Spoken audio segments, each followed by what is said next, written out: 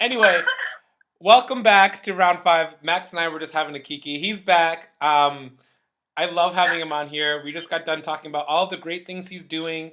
I can give him a minute to talk about that, but he is gonna be um, manning a podcast on USA Diving I didn't know about until today. Yes. Yeah.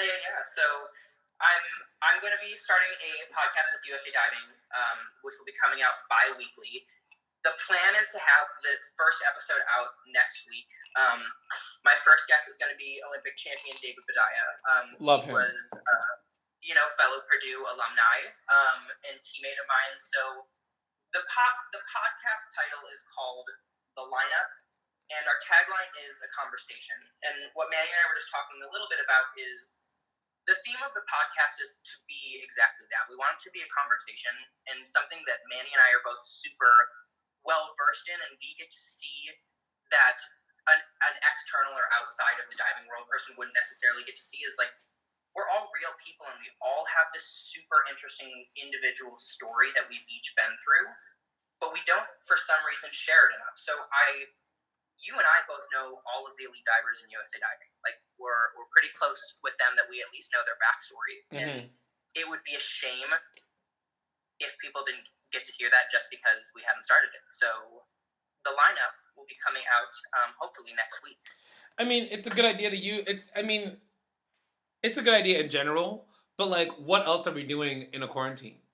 Like, honestly, like might as well go ahead and dive into some deeper stuff, and it's gonna, it's gonna inspire more people than you think, because I am always surprised whenever I've had many people reach out to me, and that kind of sounds bad, but being like, "Hey, like you were really inspirational as just being a black diver, and all the LGBT stuff," and I'm like, wow, like I wasn't doing that for that, but like it's good to know that it's actually reaching people and they're actually getting something out of it, because who knows, like it's only gonna help.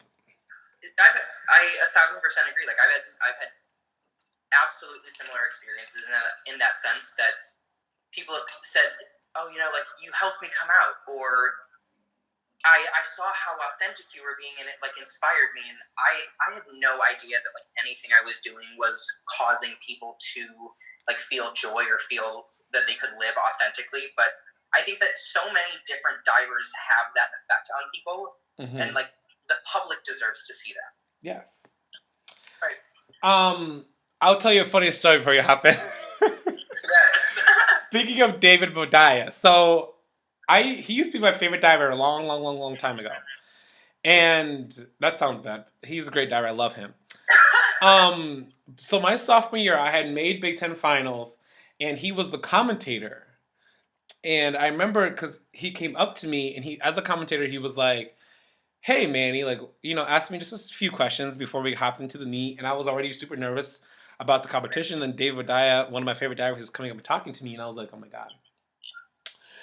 And I was like, okay, these are the answers to your questions. And he was like, okay, good luck, man. And I was drinking the Gatorade at that time.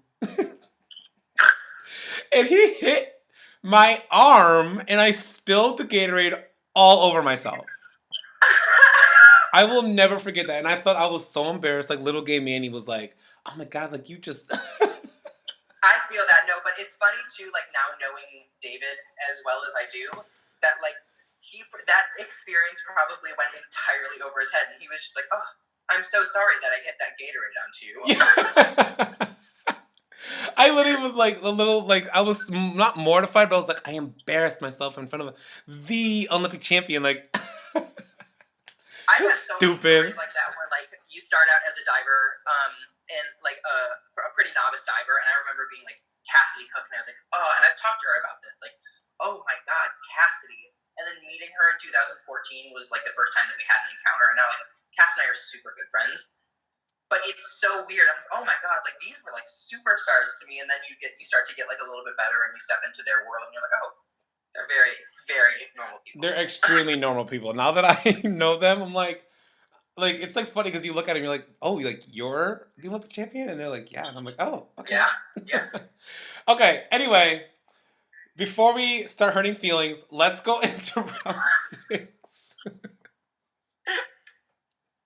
Before we go ahead and put somebody, say something that we really shouldn't be said. Exactly. Let's hop into round six.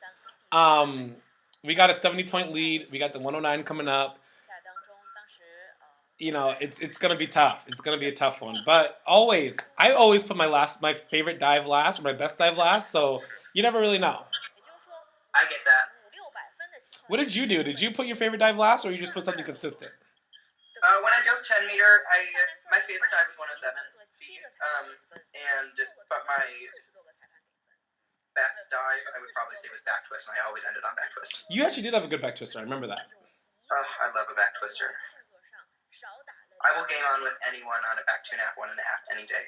This was actually the dive that we were talking about. So Max, this is the dive that Max actually likes to do, the 52, 53B, and there's a lot going on. And I will gladly take him on this dive because there was plenty of room for error in this. So what do you what comes to mind when you say that? Let me start with the takeoff. The takeoff is good. It's blocked off. It looks like he twists a little bit on the bottom, and then it was just heavy. It was kind of heavy, and there were a lot of, if you're doing a dive with this degree of difficulty, I can't stress enough, in this competition, it needs to be good.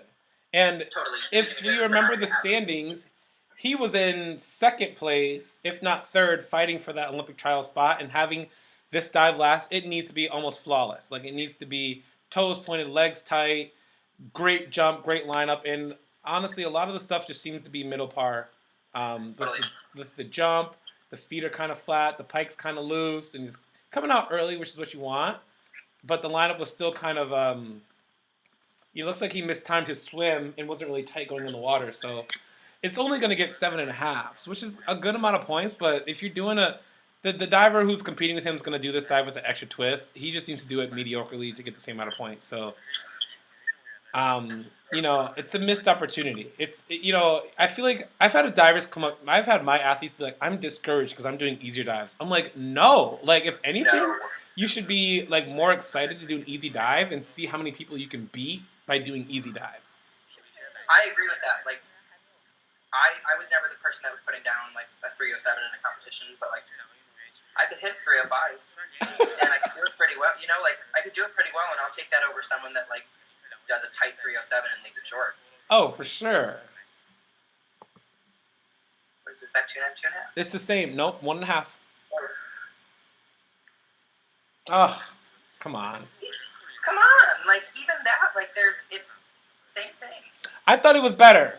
Meaning, I thought the only thing I'm upset mostly about, it's a little far away from the platform, but I thought everything looked great. Like, he was tight, his pike was better, and the overall impression of the dive just looked genuinely better. Just the lineup was he just missed it. He just missed I it. agree. He just missed it. And that's why I'm like, damn. But he'll get 7.5. Me too, and this could be like a very biased thing to say. I think that his just like overall body structure is more conducive to like being prettier in hair. Yes, I totally agree. I 100% agree. Okay, so we have the Olympic champion here, the back 2.5 twister. Have you ever tried this dive? I did. It was actually the last dive that I did before.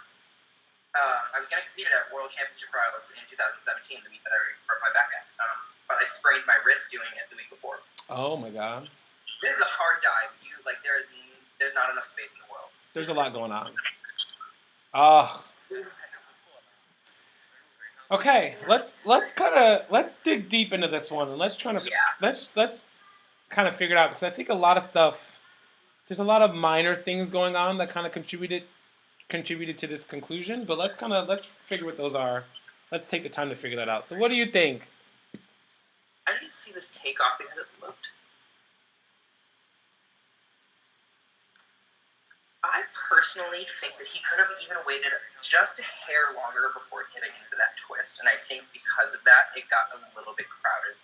Like, yeah, you see his shoulders already leaning one way before, like, It's a good extension, but I could already see that he was thinking about the twist like before he took off the tower. What do you think? I agree. I thought I didn't think of it as in depth. I thought if I was a coach, I'd probably have to look at the replay. But I knew something was up with the takeoff, because I feel like he kind of this is a good position you want to be in when starting over back twister, but I feel like he kind of let it Could you just. go back 3 frames Oh, if you have yeah, I just can. to like his very takeoff? Because I'm almost catching something with his head. Right, boom. That's what it is. Interesting. You see how his head turns, but his arms are still coming through narrow? Like, Yes. he looks over his left shoulder. That's actually interesting because they say you want to have your head spotting a position over here, and his head is obviously looking up. So I think if his head was in more, his arms would probably be in the right position. Mhm. Huh. Okay. So there's that. So there's that. That's very analytical, but like, I also think he could close into that pike faster. Yes, I agree. I agree with that. It's coming out, and then just looks like he kept his head under and let it tip over. Yeah. But That being said, like all of these little things, yeah, there's a head. All of these things are so minor that like, and this dive is so complicated that something even as minor as like your head's like looking off to one direction on the takeoff can make it like. I would say he gave it a half point up on that. oh, for sure, and that's kind of something people forget about. And it's like easy to be like, oh, he needs to keep his head in longer. Oh, for sure. But to actually do this many maneuvers in a dive, but also while keeping that in mind, is like so difficult. It's like PTSD. Like there's so much that goes on in it, and you hit the water, and it's such an adrenaline rush, you like black out almost. Oh, it's there you go. So he's in first now. He 91 points. If they were tied, the guy coming next has to get 91 points, and he will probably for sure do that in the next dive. But they weren't. He already had a 70-point lead. He only needs 20 points to get his points to go to the Olympic team. So let's go ahead and let's just enjoy this 109.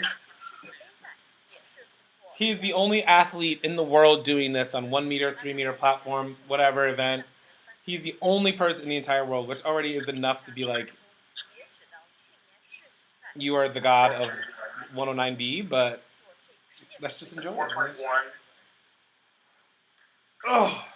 Like even that, it wasn't that dive was like spectacular. I Just know. the fact that he did it and it was clean. It's very reminiscent of Simone's triple double. Exactly. Meaning, like, it doesn't matter how it goes. It's the fact that you're doing it is just like nuts. So again, he just went marginally short on it, and he still comes out so early for this dive. Like, let's go back and look at it. Like, with this start, his pike could be tighter, but he still makes it. He gets there eventually. But he's coming out basically at the 4, and then he's piking all the way through and just, a little bit grab under, but just goes a little bit short. And even this will get 7.5, if not 8. But just even. But like to be able to finish a 109B and pike out at 4 meter, there's a little twist on the bottom of that too. Mhm. But like, you're cooking with gas if you can spin that fast. I know. It's honestly, it's pandemonium. But again, 104 points, destroys the competition, and there you go. That's the end of men's 10-meter competition. So Yang Jen's in first, wins by almost 100 points, 14 points under, but that's still a great lead. At 585 is an insane score. I think, what did David get when he won in 2012? Do you know? I don't want to misquote that, but I can give you that number exactly right now if you want to wait 2 seconds. I don't think it was a 585, but I know Tom Daly got a 6. What did he get? I think he got a 670 in the prelim, and that was the Olympic record. 2016?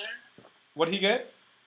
In 2000? No. I said in 2016. Are you talking? Yeah, in about? 2016, I think he got a 570 something, and that was the Olympic record, and this is higher than that. Okay, yeah. So David won with a 525.25. Okay. Wow. Yes, and obviously the Olympic scoring is a whole lot tighter, but still getting 60 points above that is, you want to be that confident going into that competition. So getting a 585 is insane. And I think he has the highest score of a 6 dive list of like a 616 or something crazy. Yeah, he broke the world record. Yeah, so he is not someone to be taken lightly. But anyway, he had a great meet. That's great. In second was the Olympic champion with the 500, which is under what David Badaya got.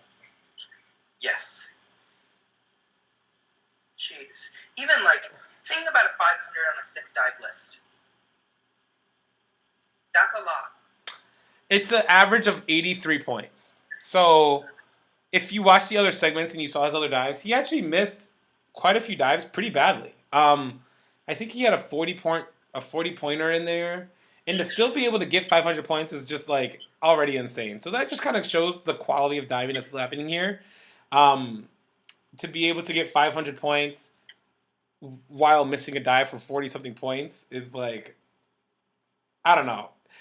It's extremely hard, and it's not. I say it all the time. We're spoiled by watching these divers because they are so good. But there's always something to improve on, and that's kind of what we're doing with this podcast. But anyway, that's the end of the competition. Thank you, Max, for being here. I loved having you. I for sure want to have you on again. Your wish is my command. I will be here whenever you need me. I am at your beck and call. Keep an eye out for the lineup. There's going to be some special guests on there, though. So you should be... Keep an eye out. Say it again? I said keep an eye out. Keep an eye out. It's going to be fun. I'm actually really excited. If you're going to be running it, I'm for sure going to be there promptly when it comes out. So supporting Get ready you... for the hard-hitting questions. Supporting you on that, and thank you for supporting me on this. So absolutely. All right. Tune in. I'll chat to you guys later.